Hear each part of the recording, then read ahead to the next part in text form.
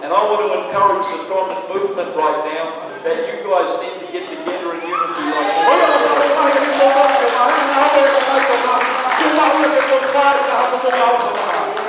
I love this guy and I love his spirit. And you know what I love about him? He's a man of humility. And I think sometimes we've got leadership all screwed up about titles and positions.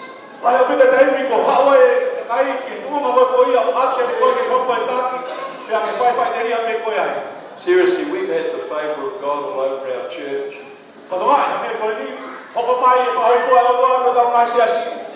And we've literally seen hundreds, if not thousands, saved.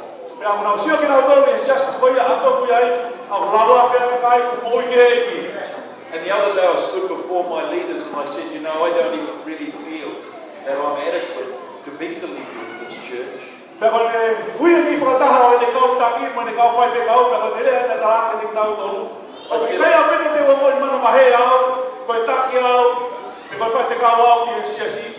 I just got in the wrong place at the right time like David.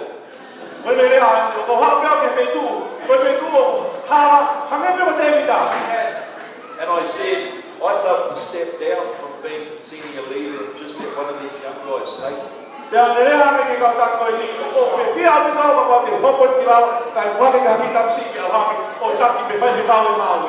And they're all, no, you can't do that. But in all fairness, honestly, I believe we sometimes want position and title more than we want the cause of Christ.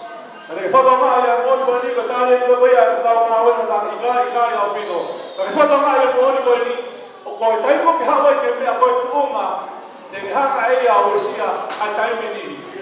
that's why I love this guy. He just wants to see the Tonga movement get together in unity.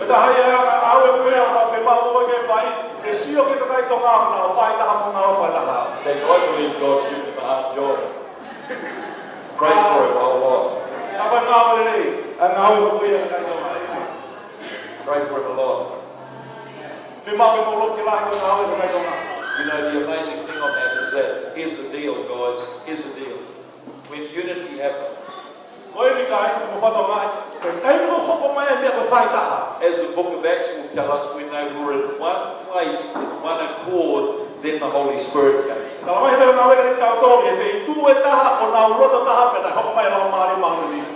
Is this okay for a Sunday night?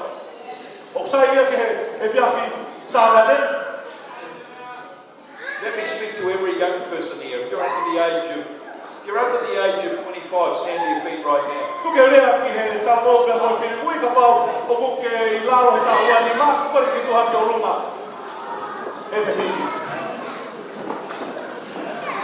That's pretty good, awesome. Now this is what you see. Let me just say this to you. Because there's a huge responsibility on you as a generation.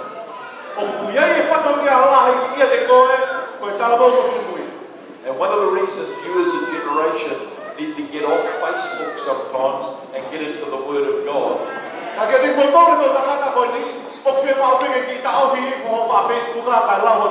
is because the Bible consistently talks about generations.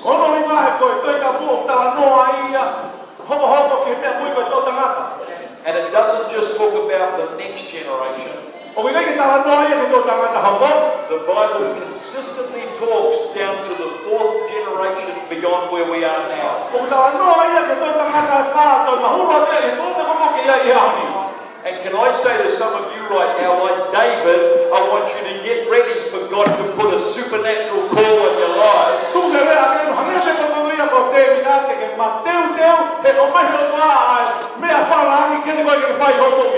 You don't have to be famous or anybody special, you just care for people.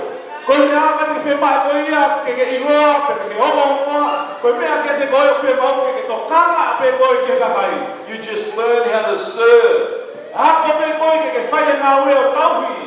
See, David had been serving sheep. Now let me say this to you guys. I believe that you guys stand on the brink of the the greatest days in history. O ko tuia o tu ki mo tolu I he aho lahi ko ia o tu I he ngata anga ko ia historia. Where there will be huge responsibility come on you. He lahi e ngai whatongia e o mai ke mo tolu. So some of you need to study the Word of God. Tō lahi te mo tolu whi mau ki rea ko ke toi tapu. Some of you need to get a vision. Tō lahi te mo tolu whi mau ki hao visone. Some of you need to get renewed and refreshed and fall in love with Jesus again. Tō lahi te mo tolu whi mau ke toi whafo o koe I ho wā pe mo sisu ka lai sio ke ofa ki a sisu. Alright? Fall in love with Jesus again. Te mau pe ke toi ofa ki a sisu. Whafo ki ho ofa ki a sisu. He'll break your heart for broken people. E hanga e sisu o mau I ho to ke tokanga ke ka kai ko ia proto la vea mo ma fespese. And I prophesy to every person here right now under the age of 25 that God would break your heart for broken people. Tu ke no to le ki te ko ni ke mo to a mo fine mo tu ko ko ke hanga o mau I ho mo to ke mo tokanga ke ka kai ko ia proto la vea mo ma fespese. David said, is there not a cause? Ko le ana te vita na ia me ai uhinga. Make sure in the next week you ask God, what's my cause? Because I want to outlive it before I get to it.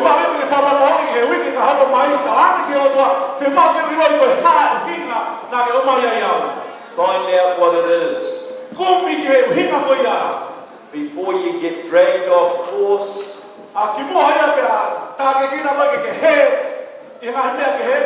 start wasting your life. Find out what the cause of Christ is. God bless you. You can be seated. That's the homework for you. Some homework for you. Find and write it down and give it to your leader or your pastor. This is the cause of Christ on my life.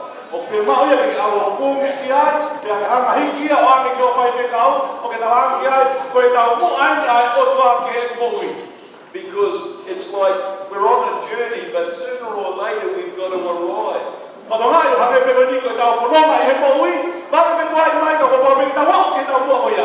And this is the best school you'll ever go to, the school of the Holy Ghost. Let him teach you some stuff. Let him teach you what unity is. Because the Bible says that we're better together. A lot of people think this is together, touching one another.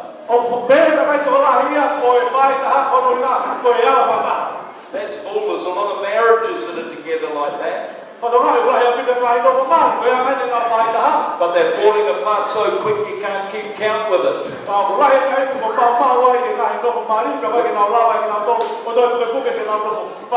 When the Bible says that they were all together in one accord, it was saying the word together there is together.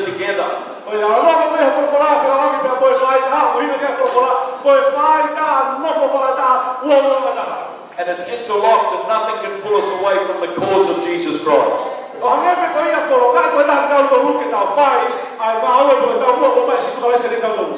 Nothing can stop your marriage.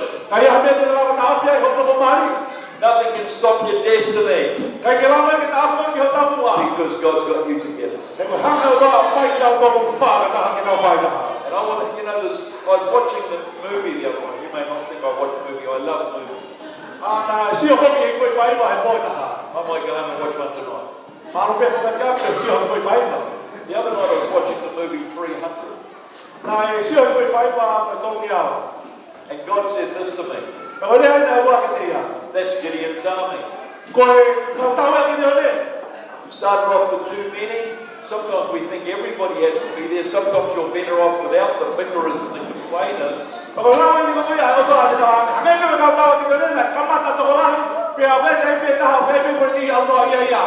Sometimes you're better off with people who can't let go of the past and get their focus on the cause of Christ, which is tomorrow.